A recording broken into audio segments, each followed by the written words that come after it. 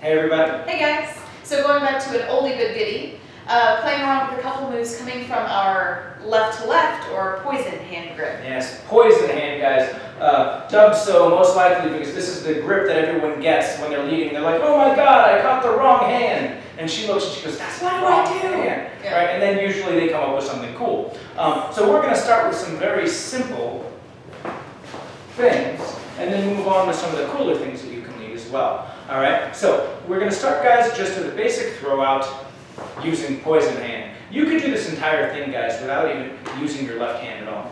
1, 2, 3, 4, 5, 6, 7, 8. 1, 2, 3, 5, 6, 7, 8. So the idea is that we start with our basic throw out, but from that first come around, I already feel 1, Mickey 2, 3. release that left arm and releasing my right arm, so I already know something might be changing. Exactly. And from here, guys, if you even think, if you were leading something like a pop turn, where you release the follow and let her come out to the side, that's the motion that you want to have in your body. So you've already come through, you've dropped your left hand, and as we pivot on this left foot, guys, into 3-4, you're going to release as you take your right leg behind, you're going to release For 5, 6, on catching 6. early, and looking at your partner, and stretching it to 7. All right? You don't want to do the surprise, the big surprise. 1, 2, 3, 5, 6, 7, where you grab at the last second and scare the hell out of everybody. All right? So I'm going to start, catch on 6, stretch on 7. And you're just going to release straight back into a regular throw. All right? So from here, guys, we have a 1, 2, 3, 4, 5, 6, 7, 8.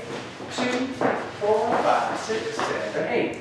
So that's just kind of the preparation, getting into that left to left. Yes. From there, we're just going to play with the idea of holding onto the arm and the leader kind of draping it around. So if you keep the hand, guys, you'll notice that as she comes in, you get very close to your follow as you bring her in. So what we're going to do, guys, is we're just going to bring this left hand. Everyone's done this type of thing, which we often hate.